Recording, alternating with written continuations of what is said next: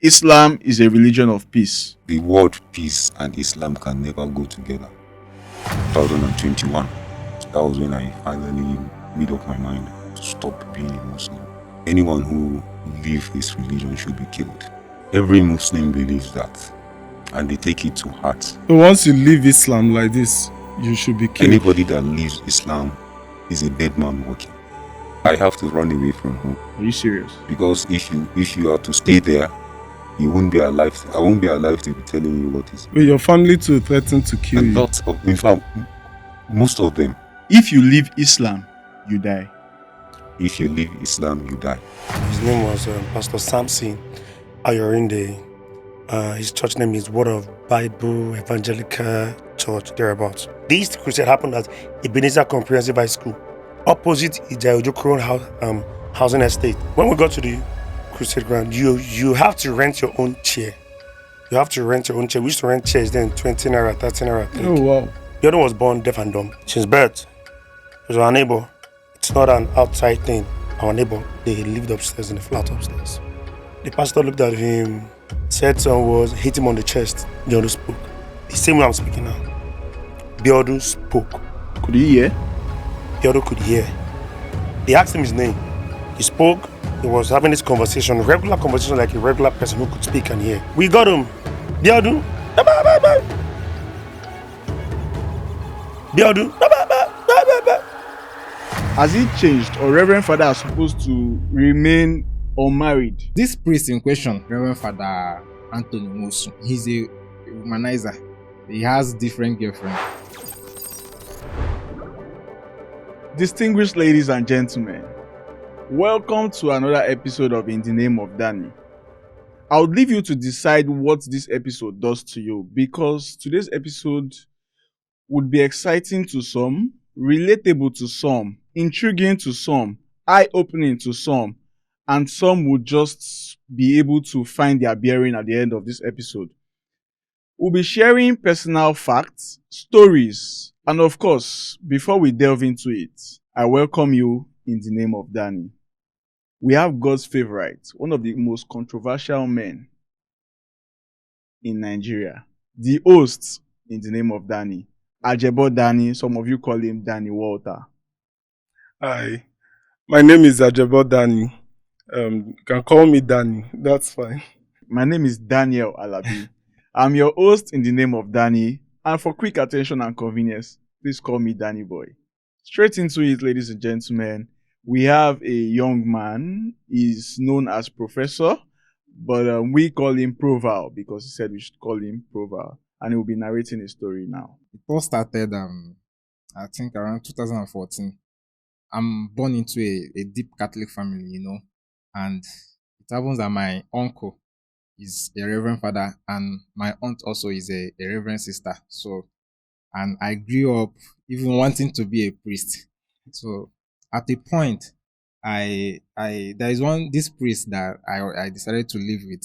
So, in Imo State, around Amibo, Saint Joseph Parish, Amibo.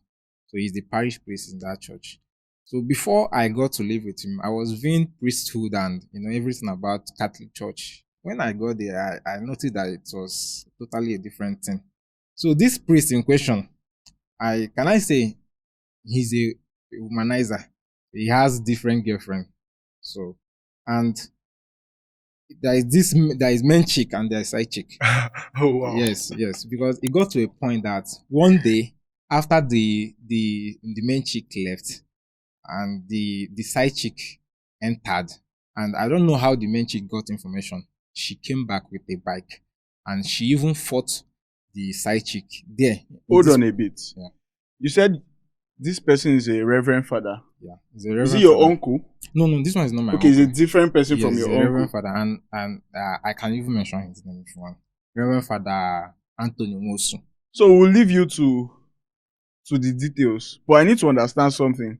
Has it changed, or Reverend Father are supposed to remain unmarried? Yeah, under the Catholic Church, not Anglican, they are supposed to remain unmarried. So they're supposed to remain. Okay, the fact that they are not married means they can keep girlfriends or No, something? no. They're not supposed to come You're not near supposed to have woman. any romantic Yes, relationship. that's their vow. And this one has main chick and side chick. Yes, many, Two. plenty of them. He has plenty. Plenty. Yes. So he has And- chicks. Okay, please continue. And this man spends the church money because during that period, this church, they are still striving to build their church. They are not done building it, but they already built the priest's house. So that's where we are staying. So and that time, the priest himself doesn't actually have problem like that, but he's a kind of jaye man. He likes, living life. So, but the problem, when we started having problem there, is the main chick. She just wants to take everything. She wants to be noticed. She brought in her brother. Her brother was staying there, schooling at Owerri University or something like that. So, and there was one day, the one that shocked me. There was one day I was asked, as the boy, I was asked to, prepare this thing, one fowl like that. So, and I forgot to wash it very well, especially the tongue. So when she found out that the tongue, I didn't remove the tongue, she forced me to eat that fowl, like eat the head, like chew it in my mouth as a punishment to me. Until after frying it or after... No, I've not done, like, you will prepare the thing, wash it and leave it for her, because sometimes the priest only allows her to come anytime she's around. The priest even has preference. Yeah. So she asked me to put it in my mouth, and I put it in my mouth. She asked me to chew it. Hold on. As you ate raw chicken head? Yeah, I didn't swallow it, but she asked me to chew it as punishment before she can leave me. So, and that's the priest's main chick. Yeah, the priest main chick. The other one, they don't actually have. In fact, they used to dash me money when they come around. Normally, side chick don't stress.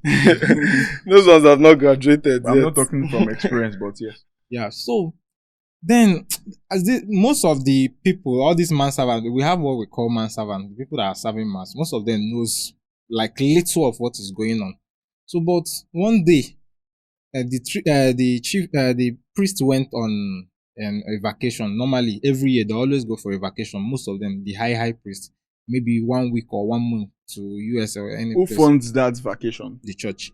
Okay. So, and another priest is to come in, to assist him in, mass and everything. Okay. So when the priest left, I'm the one in charge of the offering and everything. And normally I'm supposed to be keeping the offering with me until the priest comes back. But because I'm still small then and I can't handle money. Hold on. How old were you then? That time was I was 14, because I don't look my age. Then the money, I can't keep the money with me. So I decided to be handing over to the catechist. A catechist in Catholic Church is the person that normally does the announcement. Like, is in charge. After the priest, you get the catechist. Okay, like a catechist is like the host of the mass. Yeah, something like that. Okay. So I decided to be handing all those money to him. So when the main chick comes around, her name is Ijoma. So the main chick's name is Ijoma. Yeah, the priest calls her IJ. So anytime she comes around, she will ask me where the money is, and I will always respond that I'm not in charge. They did not allow me to get hold of the money. So, and she became angry. Then she didn't do anything to me until the very day the priest came back. So that night, she intentionally called me to bring water downstairs with a bottle of water with a glass cup to bring it upstairs. So when I got upstairs, she locked the door. She took the glass cup from me and hit it on my head. Then she started beating me that I have the, how will I have the audacity to push father's money to the catechist? Like, why can't I remit the money to her? But she broke the glass cup. Yes, she broke it on my head, and she was even hitting my head on the door. So she was beating How's me. your head now? No, I'm okay. So she hated me so much to the extent, because I don't always align with her ideas. You understand? In fact, at a point, I started liking the side chicks, because whenever they come around, they treat us with respect. There. So wait, us? Who is the us? No, we have a cook there. Okay. Both of us live. They live in the house. Yeah. But anytime the woman is around, she insults her cooking. So she always does the cooking herself. Okay. So then the priest was actually begging her to leave me. Like, he was standing there while the lady was beating me. So after everything, I went downstairs, and while I was crying, the cook came up to me and told me that I have to pack my bag and go because one day this lady can do anything to me and nobody can account for it. That was how I packed my bag that night and I left that place. So all of these things happened. At the time, were you able to like report it to anybody? Yeah, my mom knows about the story. I reported to people that I know around. But see, religion in East, you can't just come up and and as small as I am that time, start attacking or doing Without anything. evidence and Yeah. all of that.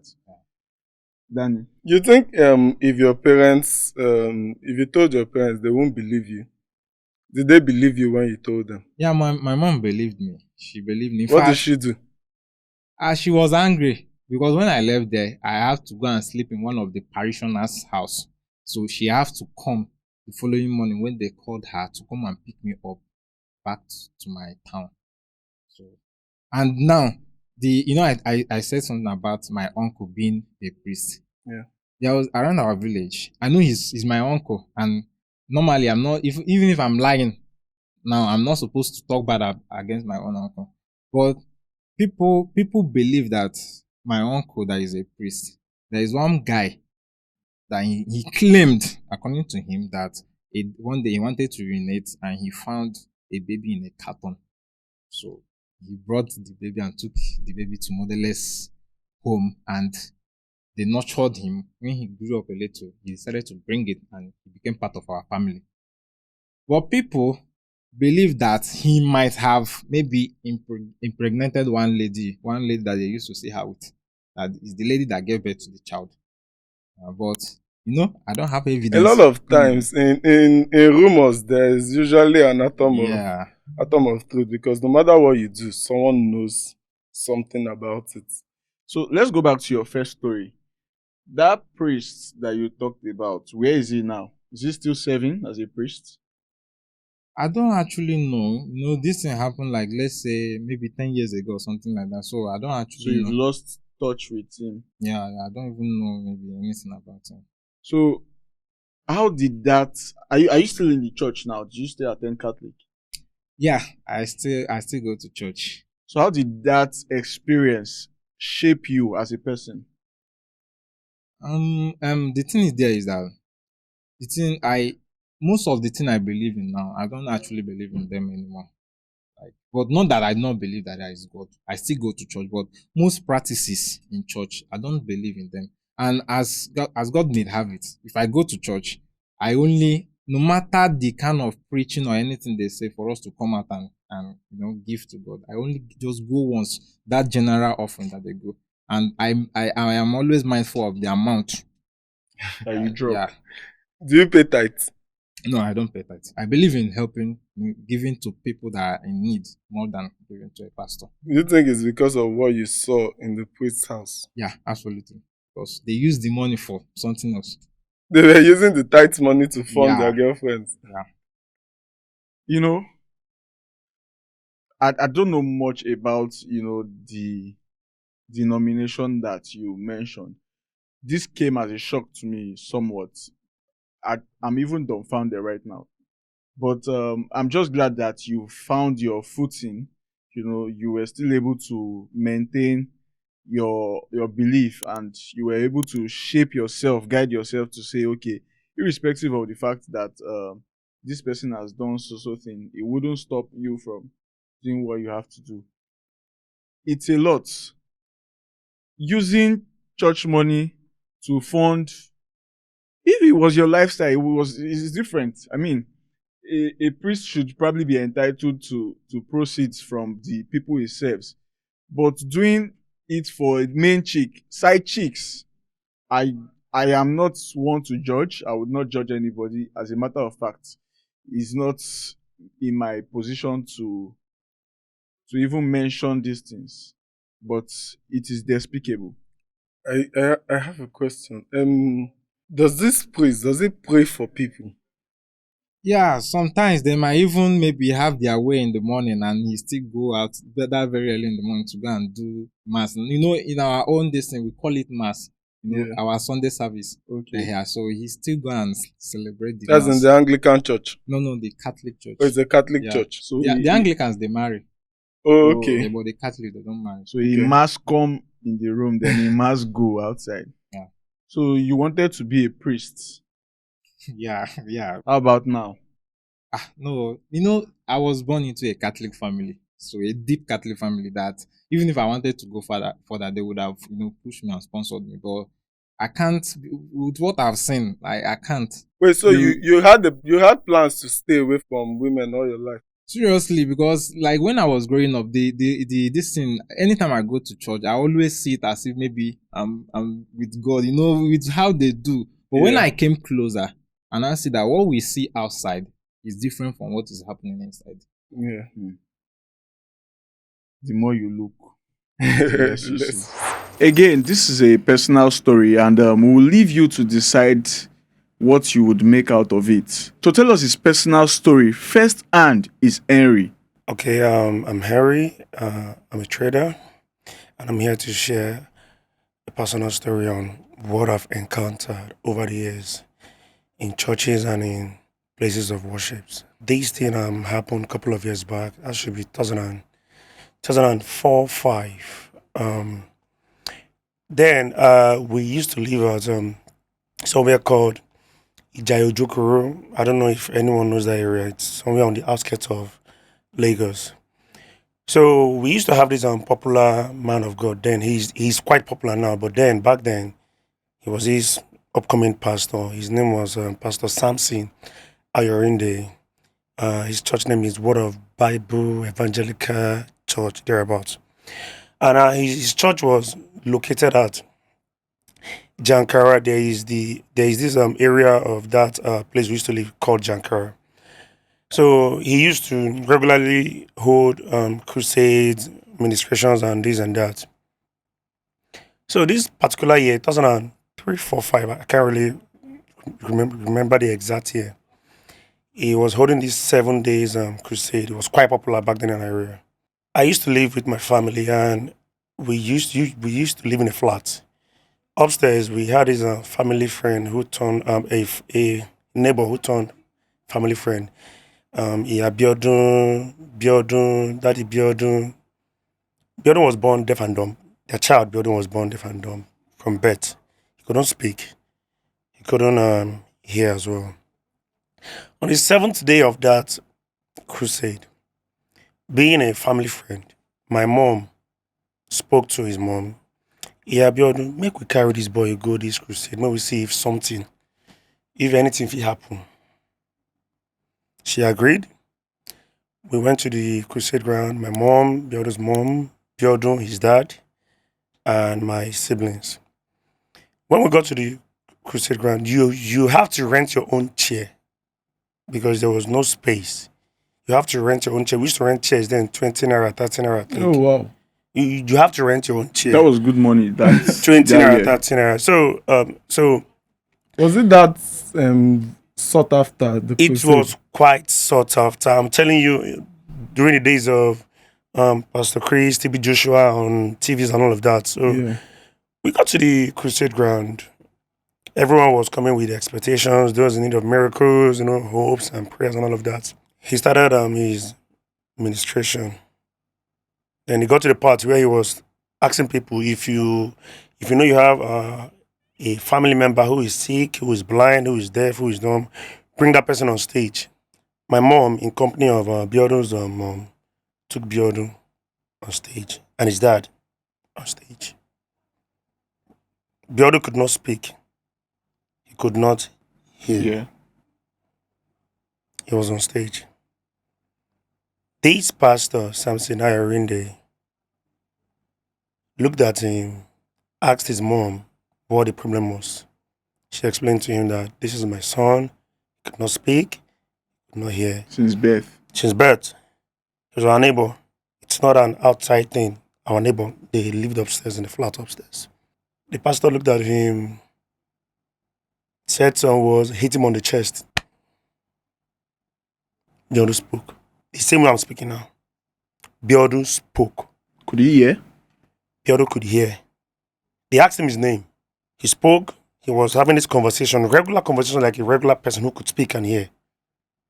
The whole crowd, everywhere.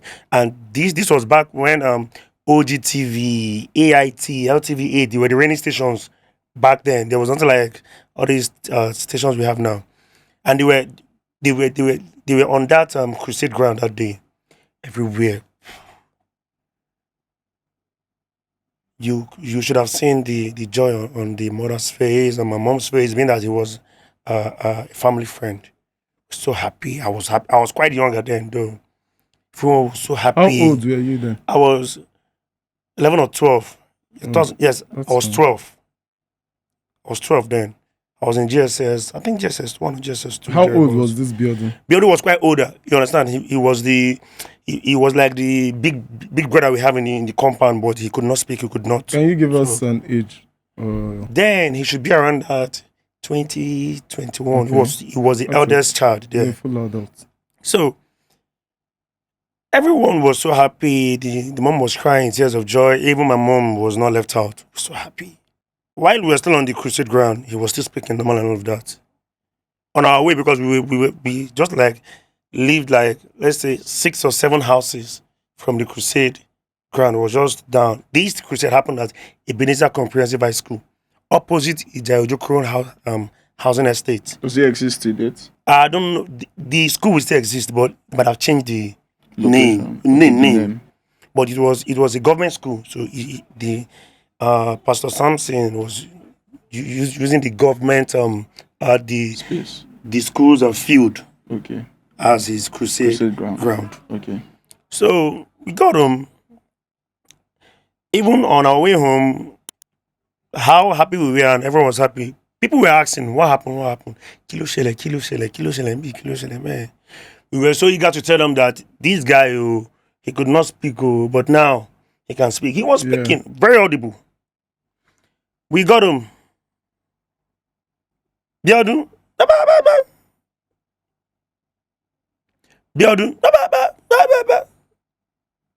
Wait.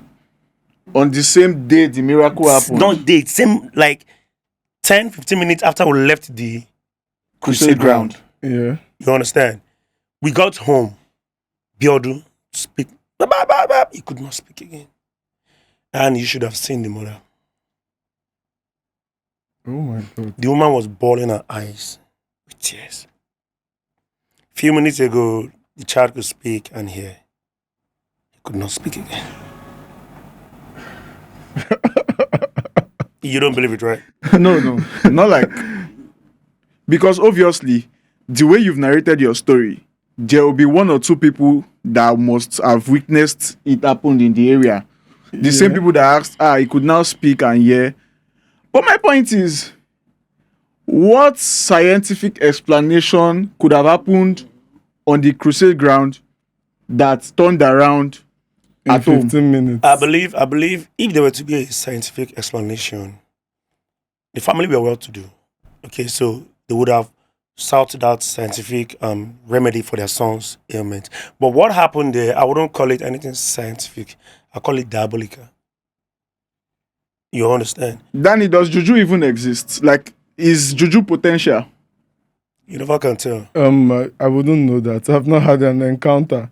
So No, because if you claim, you said he hit him in his chest. On the chest. If you claim the miracle was diabolical, that means you are confirming to me that you just witnessed at the time juju happened, voodoo. What I've just narrated was what I witnessed. I'm not conjuring up words. So what makes it diabolical? He spoke. It was a He good spoke on thing. stage. And he spoke on the way home. Yeah. I'm still trying to see the connection. What makes it diabolical? Why couldn't it be from God? I wouldn't term it as it being from God or it being the way you just narrated it. All I know is this. We went there expecting a miracle. Yeah. The miracle supposedly happened. And it happened. On the stage, on the podium. You know that podium that they set up? Yeah. It happened there. Yeah. We got home. And I would not say our subscription for the miracle expired. Maybe we not But complete this na thing, money for chair. this Did you this guys is not. did you guys sow seed after the miracle? No. You still don't get it. Even while we're on the crusade ground, you get it. There are times that particular night we did as much as 3 or 4 offerings. Yeah. You understand? They passes some envelope around, like, you put in your money, the basket, you pass it to the next person. Yeah. If I were to count the number of people that were there, that it was, government school, their football field, you know how big it is. Yeah. This thing happened. Like, how many people would you say roughly attended that? Then, okay, I should use my childlike brain to process. I would say probably 400 to 500 people. This school is very big. Ebenezer Comprehensive High School. Hold on a known as bit. back then. Let's say this is one out of several stories. Obviously, there would have been other miracles that happened on the crusade ground. Do you have an idea if any of those miracles turned around? Now, I would speak for what I know. I wouldn't want to speak on someone else's experience. I am speaking based on my own experience. Mm-hmm. We went there. Biodo couldn't speak. A miracle was done on him. It happened on the stage. We got home. We were so occupied with being basking in that moment of him being able to speak and hear that we were less concerned about whatever that was happening elsewhere. So we got home. This man couldn't speak again. Till date. No, I would say till we left that environment. Yeah. You understand? Was there an attempt to reach out to the pastor after this reversal happened? Now, the funny thing here is this. Prior to that crusade, that 7 days crusade, then he used to have this church that could contain, I would say, 100 to 120 people that at Jankara, just close to Duff. So whoever knows, whoever has lived around this area would know where I'm talking about. So after that crusade, I think the TV stations and those that came around gave him enough publicity, and he left. So I was quite surprised seeing the same man now. He's still a pastor. He's still a very influential one now. He's a very big pastor. Pastor Samson Ayorinde. He had his hair like TV Joshua. For the first time. You understand? I'm hearing the name for the first time. I don't know if we are able to like put the would look into it. You can Maybe do your research and know where he started out from. He might have started elsewhere, but from the point where I got where to is know his that ministry man, now? I don't know. But from where I got to know that man then was from that our area then. You understand? He might have. Obviously, he's now a very popular pastor now. So do you think he does fake miracles in general? I wouldn't say it's fake or it's original. All I'll say is this, that he might have done fake elsewhere. He might have done original elsewhere. But from my own experience, what he did wasn't legit. So, how has this shaped your Christian journey? Because obviously you were born into a Christian family. I was born into a Presbyterian family. So how has this shaped the way you see Christianity, the way you see miracles, the way you see pastors, the way you see crusade and all of these things when they happen? I've learned to separate the wheat from the chaff. It's just common sense. If there's no common sense in play there, then it's nonsense. I personally think if it's a miracle, it's a miracle. Not because I believe the pastor, but because you said you saw it. You saw it yourself. Okay. When it comes to, because I'm not a Christian any longer, but I used to be. Okay. When it comes to miracles are supposed to be phenomenal and unexplainable, which And is everlasting. No, there's no supposed to part of last. the Bible that says it's supposed to be everlasting. If it stops from 1 minute to another minute, it's no longer a miracle. No, the act itself is what's the miracle. That's supernatural act, which is someone moving from deaf and dumb to speaking after prayers. I think that act itself is a miracle. If it's diabolical, is it not supposed to also last too? Now, this is it. If it is diabolical, it could last, it could not last. But the intent was diabolical. Miracle could, what we call miracle is most times, the way I say it, if it happens, I could arrange a miracle for it to happen to you. We see it on TV. We've seen different pastors use a particular person at different crusades. Someone whose hand was short is growing out again. It can term it a miracle. But something diabolical is much more deeper than that. It has elements of fetishness in it. Because miracle would happen that I touch you now. You don't speak before. Now I touch you and you can speak. It's supposed to last. You are see it. Let me just say something. You understand? I still speak. Okay. You know what I think you guys should have done? Okay, you're a very young person at that age.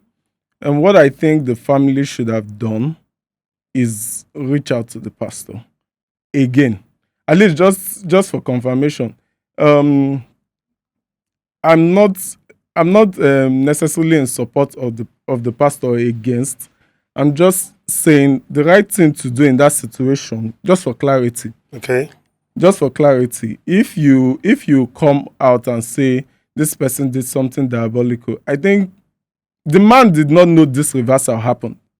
You're the one that know about it. Okay. So what if the family had gone back to him and say, you healed this person?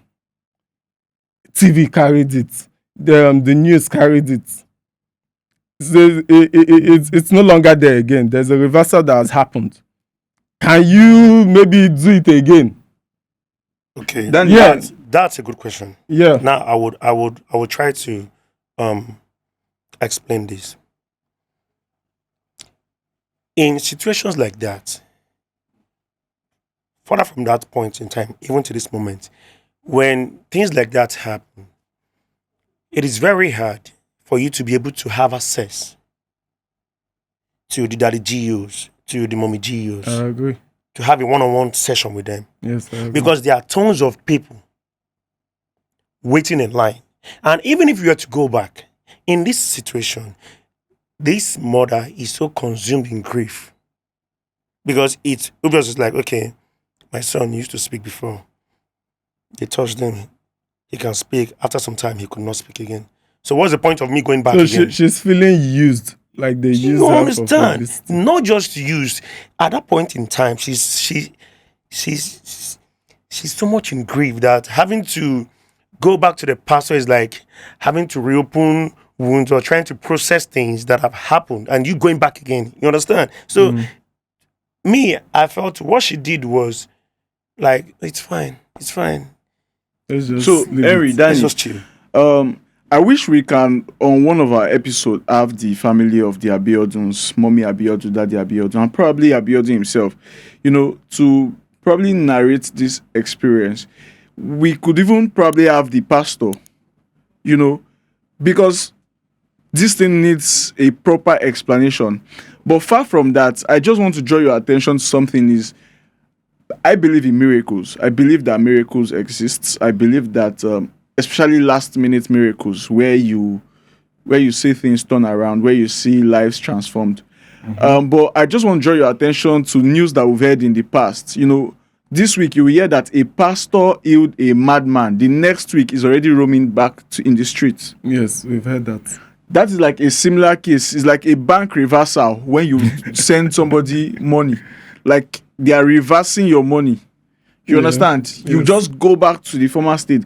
I do not know how to exactly place these things, but I believe someone somewhere can relate to these things. So I would need your opinions in the comment section. I just need you to drop it. If you have similar experience, just send us a mail in the name of danny@gmail.com. Let's have you say your own part of the story. Let us have all of these testimonies. Even if you do not want to come on the show, you can just text it to us.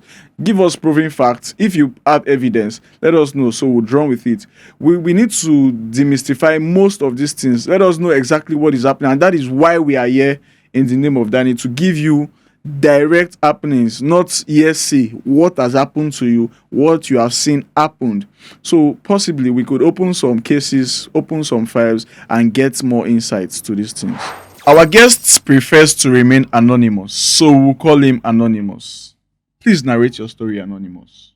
Okay, thank you for this opportunity.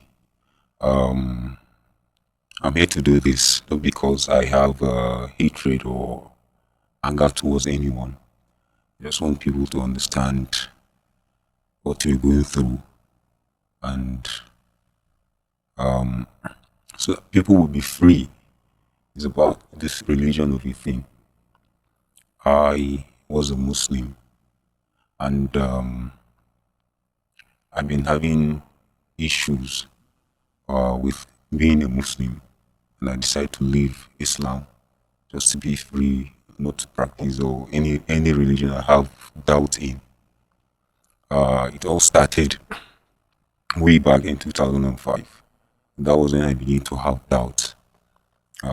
During this, the time someone in Denmark drew a cartoon of the Prophet Muhammad. So, what really, what really made me start having doubt is something was happening far away in Denmark, but the ripple effect is in Nigeria. People were being killed because of what happened in Denmark. So I was like, what's really happening? What happened in Denmark? Someone draw the cartoon or caricature of Prophet Muhammad, and according to Islam, it is something very wrong. Just the cartoon. Yes, you are not allowed to depict his image, not even if it's a nice image, not to talk of a kind of funny cartoon or something. So it is not allowed. It is against Islamic rules. So that brings about a lot of kind of rioting, misunderstand, fights. People were being killed because of what happened in Denmark. So that started giving me kind of little doubt. So, but I was still practicing Islam then, not until in 2021. So that was when I finally made up my mind to stop being a Muslim. So what really happened was after I decided to stop being a Muslim, I had this problem with my people. Because according to the hadith of the Prophet, said, can I quote the Arabic? Yeah, And then okay, it says, "Man badala dinahu faqtuluhu." Anyone who leave his religion should be killed. So Wait, this is in the Quran. is a hadith, is a like the hadith interpret the Quran, like a kind of sayings of the Prophet Okay. to interpret the meaning of the Quran. But the saying itself is not in the Quran. The saying is not actually in the Quran. So this hadith is like a manuscript. Who writes this hadith down? The hadith was like a record of the actions and doings of the Prophet. Okay. So his companions recorded everything.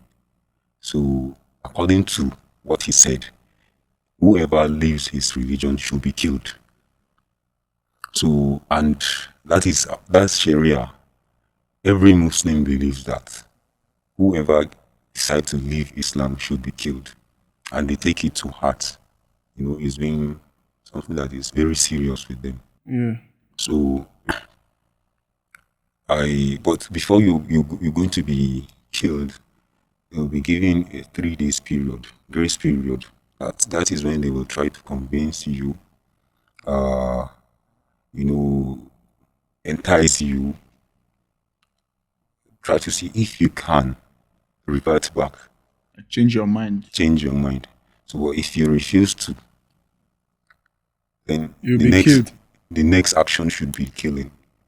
You'll be killed. So once you leave Islam like this, you should be killed. Anybody that leaves Islam is a dead man walking. Wow. Is this a worldwide phenomenon or in certain places? It is everywhere, Even in Nigeria, yeah? even in Nigeria here. in northern Nigeria. So the killing may not be open, Okay. but it in fact, Wait. By this killing not being in the open, you are you talking about emotional death or physical death? Like you will lose your life. physical death, you will lose your life. If you stop practicing Islam, you will lose your life. If you stop practicing Islam, you will lose your life. You will be Okay, killed. I have a question. This hadith that you mentioned, Hadith. That's hadith, hadith, not hadith. is it like another book different from, like, how, if I want to read this hadith, how do I read it? Is it a separate book from the Quran? It is. There are many books of hadith. We have the Bukhari, Muslim. You have, in fact, there are so many books of hadith. Even Bukhari alone has about 6,000 hadiths in it. All are rules, injunctions, on how you live your life as a Muslim. There are rules that if you're walking in the street, you see some Muslim walking with their trousers, jumpy somehow. Yeah. There is a hadith that says if your trouser goes beyond your ankle, then the rest is in fire. No matter how hard you try to maintain piety, how hard you try to live good. You understand? Is it this same hadith that is responsible for women wearing hijab?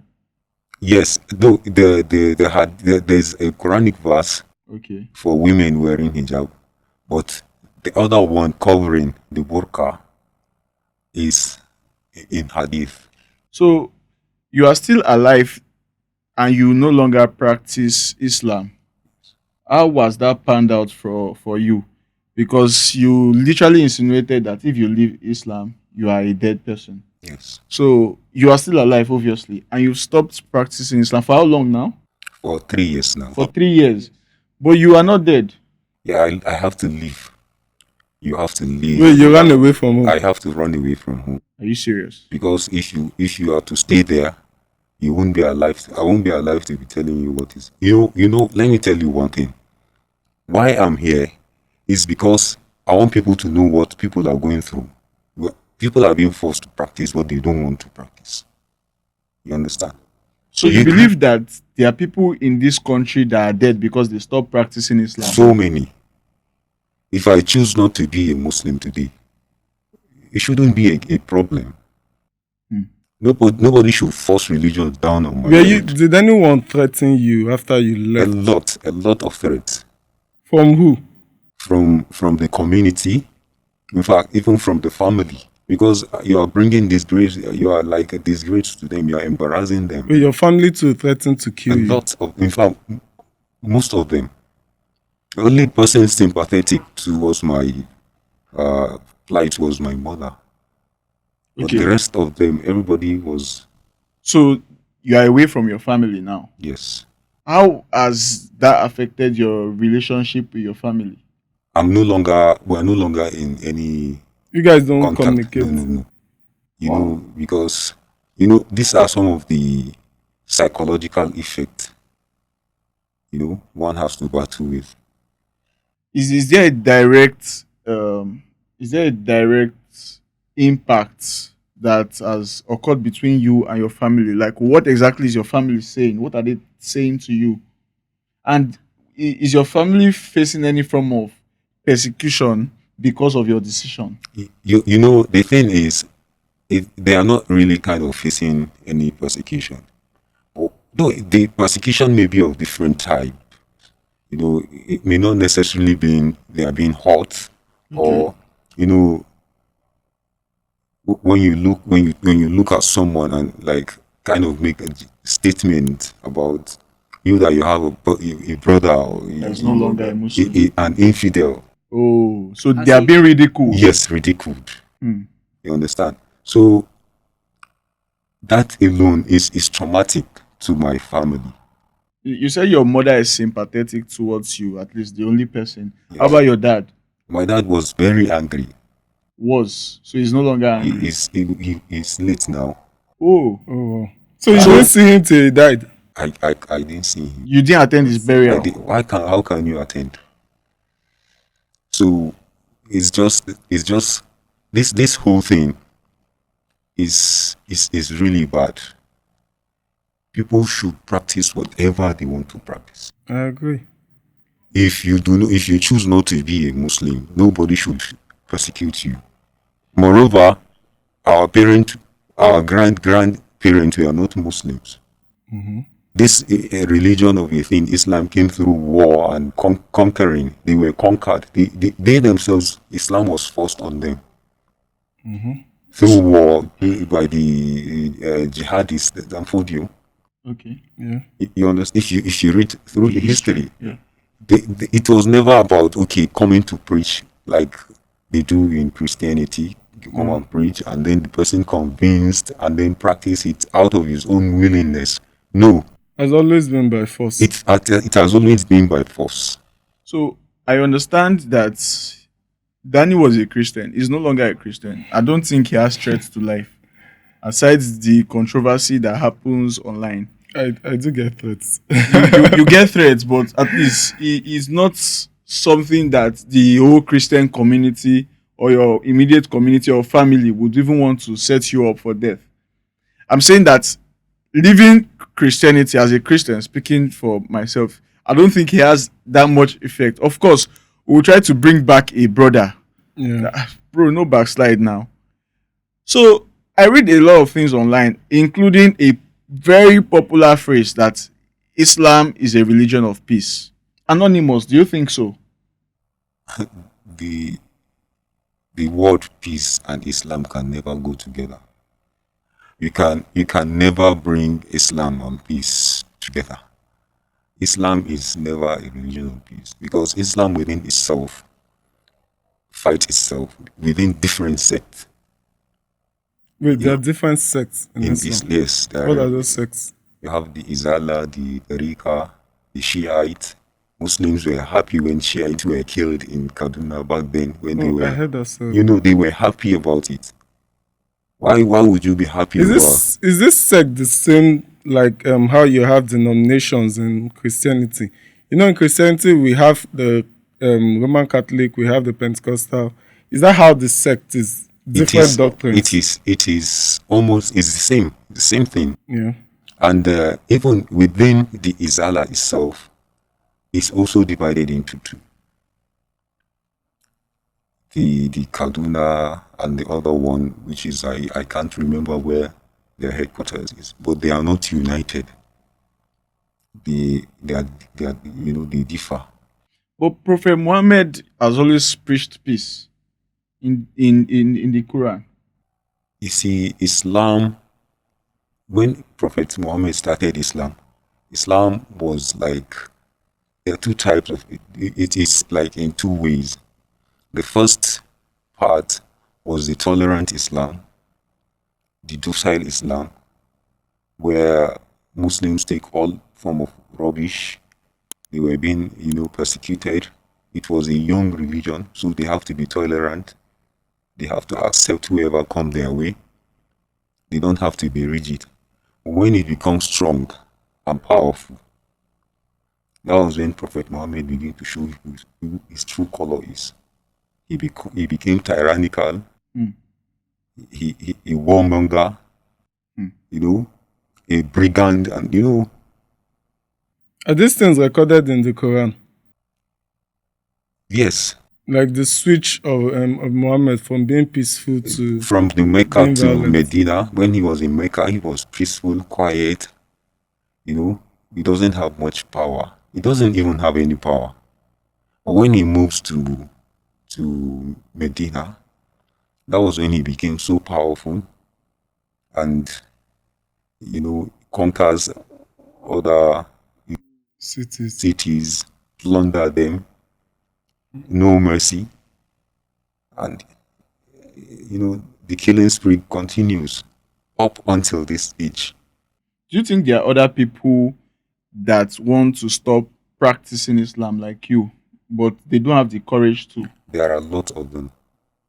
So you feel like some people are practicing Islam because of the consequence of the of stopping the practice? In fact, a whole lot of, you're always being monitored. You pray the Subhi, Zuhri. If you don't pray all these 5 daily prayers every Yes, the day, 5 days. Yeah. they will begin to monitor you. Wow. You understand? That is when they will begin to understand that this person is drawing back. So I barely see in the south, yeah, I barely see this extremism happen. Is it that the Muslims in the north are different from the Muslims in the south? You can't compare. The Muslims in the south are tolerant, Hmm. but the Muslims in the north, they are not tolerant at all. So if you go back home by chance, by any chance, you just go back home, what do you think will happen to you? You know what will happen? I don't have to say it. So, do you think this is a religious problem or a regional problem? It is both. Okay. Yes, both religious are regional. That is why the north is still backward. But if this doesn't happen in the south, that means it's not necessarily a religious problem. Yeah, Because I don't think that's how they kill people in Dubai, for example. you see the way we perceive the Islam in the north is I think it's totally different from we see as ourselves as we know how to practice it more than any other person. Even the originators, those people that brought it to us, we see them as okay, these people don't even know how to practice it as much as we do. Some What people is feel Christians holier than, do the same. yes, some people feel holier than thou. Yeah. I am not wearing trousers, you are wearing trousers, you are a Christians do the sinner. same. I am somebody that goes to church every day. You go to church just on Sunday, you are a sinner. You're I going mean, to hell. you are going to like allow people know God for themselves. you see the thing is in the north, the way we take it, I have never heard of where people carry it on their head like the way we carry it on our head in the north. There are so many things that don't add I up. don't add up. Some of the works in the Quran were copied, kind of copied from other religious texts. And let me just give you an example. Okay. Yes, The please. Quran itself was copied from the Bible. Now, the Islam started, I think, 700 years after Christ. Yeah. 700 years.